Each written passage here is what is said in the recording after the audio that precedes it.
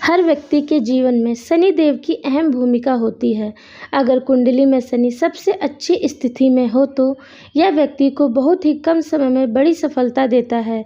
इसीलिए हर संभव प्रयास करके शनि देव को प्रसन्न करना चाहिए। नमस्कार, भक्ति भजन चैनल में आपका स्वागत है। कथा इस प्रकार से है।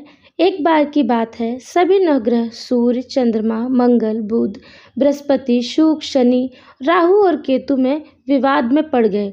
उनमें से सबसे शक्तिशाली कौन है, आपस में लड़ने लगे और जब कोई निष्कर्ष न निकला तो वे सब देवराज इंद्र के पास समाधान कराने के लिए पहुँचे।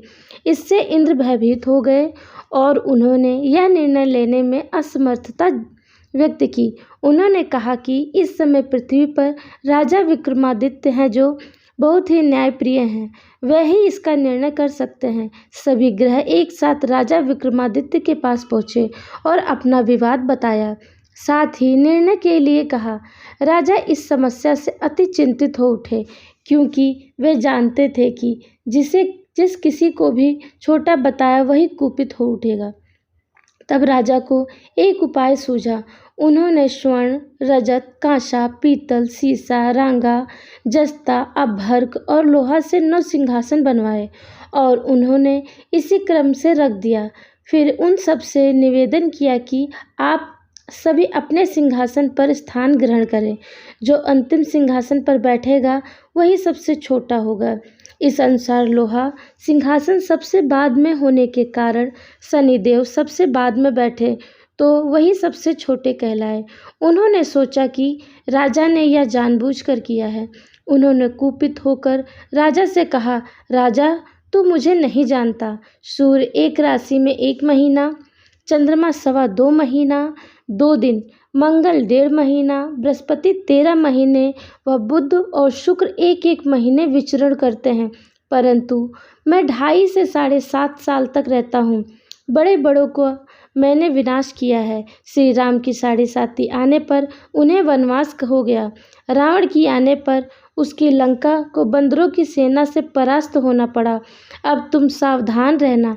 ऐसा कहकर कुपित होते हुए शनिदेव वहाँ से चले गए। अन्य देवता खुशी खुशी चले गए। कुछ समय बाद राजा की 7.5 आई। तब शनिदेव घोड़ों के सौदागर बनकर आए। उनके साथ कई बढ़िया घोड़े थे। राजा ने यह समाचार सुन अपने अश्वपाल को अच्छे घोड़े खरीदने की आज्ञा दी।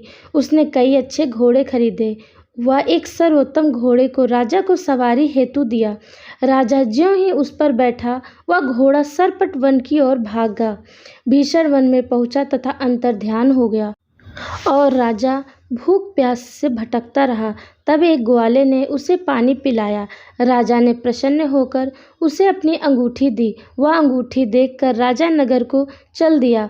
वहाँ अपना नाम उज्जैन निवासी वीका बताया। वहाँ एक सेठ की दुकान पर उसने जल इत्यादि पिया और कुछ विश्राम किया। भाग्यवश उस दिन सेठ की बड़ी बिक्री हुई। सेठ उसे खाने पर आमंत्रित कर अपने घर ले गया। वहाँ एक खूंटी पर एक हार टंगा देखा, जिसे खूंटी निगल रही है। थोड़े ही क्षण में पूरा हार गायब था। तब सेठ ने आकर देखा कि हार गायब है। उसने समझा कि वीका ने ही उसे चुराया है। उसने वीका को कोतवाल के पास पकड़वा दिया। फिर राजा ने भी उसे चोर समझकर पैर हाथ कटवा दिए। वह चौरंगिया बन गया और नगर के बाहर निकाल दिया गया। वहाँ से एक तेली निकल रहा था, जिसे दया आई और उसने वीका को अपनी गाड़ी में बिठा लिया। वह अपनी जीभ से बैलों को हाँकने लगा। उस काल राजा की शनि दशा समाप्त हो गई। वर्षा काल आने पर वह मल्हार गाने लगा। तब वह जिस नगर में था, वहाँ की राजकुमारी मनभावनी को वह इतना भाया कि उसने मन ही मन प्रण कर लिया कि वह उस राग गाने वाले से ही विवाह करेगी। उसने दासी को ढूंढने भेजा। दासी ने बताया कि वहाँ एक चौरंगिया है, परंतु राजकुमारी न मानी। अगले ही दिन उसे उठते ही वह अनशन पर बैठ गई कि विवाह तो सिर्फ उसी से करूँगी। राजकुमारी को बहुत तरह से समझाने की कोशिश की गई, पर वह नहीं मानी। नगर के राजा ने तेली को बुलवाया और राजकुमारी और वीका के विवाह की तैयारी करने को कहा। फिर उसका विवाह राजकुमारी से हो गया। तब एक दिन सोते हुए स्वप्न में शनिदेव ने राजा से कहा, राजन देख, तूने मुझे छोटा बताकर कितना दुख झेला है। तब राजा ने उनसे माफ़ी मांगी और प्रार्थना की, हे शनिदेव, जैसा दुख मुझे दिया है किसी और को न दें। शनिदेव मान गए और कहा, जो मेरी कथा और व्रत कहेगा उसे मेरी दशा में कोई दुख न होगा। जो नित्य मेरा ध्यान करेगा और चींटियों को आटा डालेगा उसके सारे मनोरथ पूर्ण होंगे। साथ ही राजा को हाथ पैर भी वापस दिए। प्रातः आँख खुलने पर राजकुमारी ने देखा तो वह आश्चर्यचकित रह गई। वीका ने उसे बताया कि वह उज्जैन का राजा विक्रमादित्य है। सभी अत्यंत प्रसन्न हुए। सेठ ने जब सुना तो वह पैरों पर गिरकर क्षमा मांगने लगा। राजा ने कहा कि वह तो शनिदेव का कोप था, इससे किसी की कोई गलती नहीं है। सेठ ने फिर भी निवेदन किया कि मुझे शांति तब ही मिलेगी जब आप मेरे घर चलकर भोजन करेंगे।